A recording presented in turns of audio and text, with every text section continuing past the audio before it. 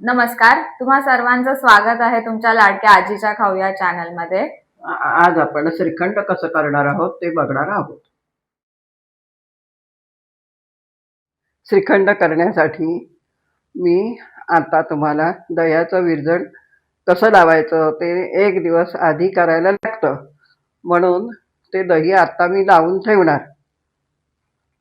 आता हे दूध घेतलंय 1 लिटर, ते तापवून घेतलेलं आहे आणि आता ते मी एका दुसऱ्या पातेल्यात ओतून घेणार। साई सकट दूध आहे।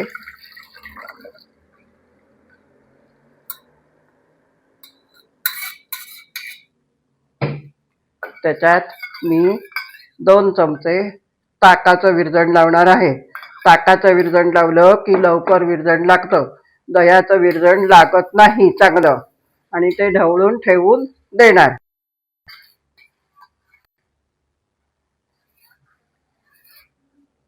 मी त्याचं उद्या दही होणार। दही घट्ट झालं आहे। आता मी एक डबा घेतलाय, एक चाळण घेतले आणि सुती कापड घेतलाय। त्या सुती कापडामध्ये मी आता दही घालत आहे।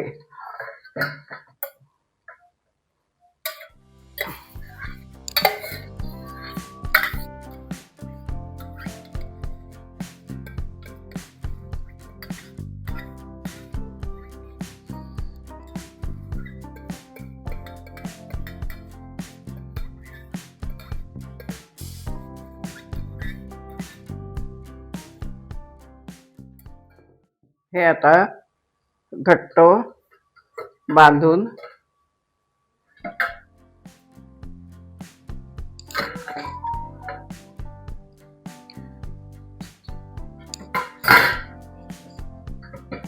ठेवते।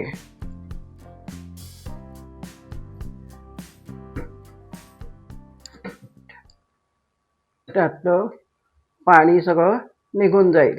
घट्ट दही बांधून ठेवलं आहे, त्याचं पाणी सगळं निथळून जाईल 3-4 तासांनी, आणि मग ते उद्याला चक्का होईल तयार।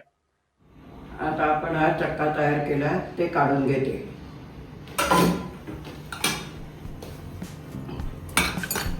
हा बघा, सुंदर असा चक्का तयार झालेला आहे।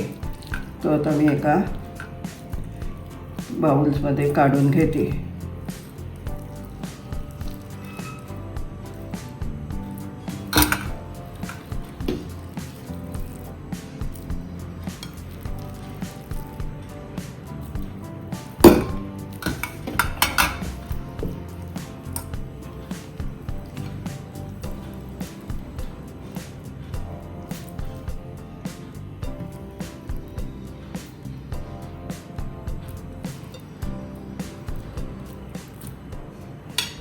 आता चक्का मी ह्याच्यात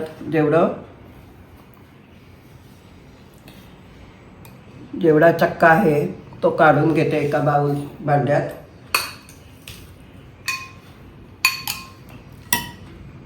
आणि तेवढीच आता मी त्याच्यात साखर मोजून घालणार आहे।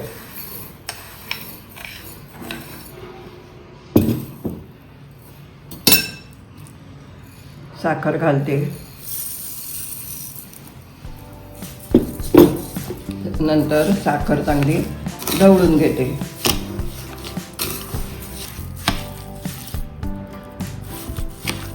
आता त्यात वेलचीची पूड घालते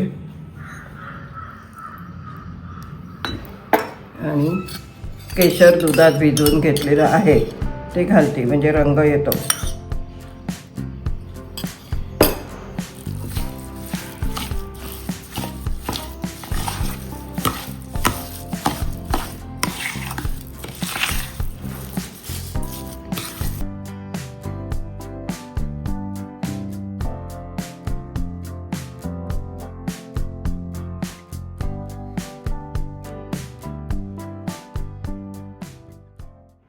आता हे श्रीखंड तयार झालेलं आहे। साखर विरघळली अर्धा तासाने की ते फ्रीजमध्ये ठेवायचं। सुंदर असं श्रीखंड तयार झालं आहे। चक्का तयार केलेला होता, त्याच्यात मी साखर घातली आणि ते चांगलं ढवळून ठेवलं, केशर घातलं आणि मग ते अर्धा तास बाहेर ठेवलं साखर घातल्यामुळे आणि मग नंतर ते फ्रीजमध्ये ठेवून दिलं आणि आता आपल्याला श्रीखंड खाण्यासाठी तयार झालेलं आहे. गुढीपाडव्यासाठी म्हणून मी श्रीखंडाचा प्रयोग केलेला आहे आणि आपल्या सगळ्यांना हार्दिक शुभेच्छा गुढीपाडव्याच्या. आजीचे असेच नवनवीन रेसिपीज पाहण्यासाठी पाहण्यासाठी चॅनलला लाईक करा, शेअर करा आणि सबस्क्राईब करायला विसरू नका.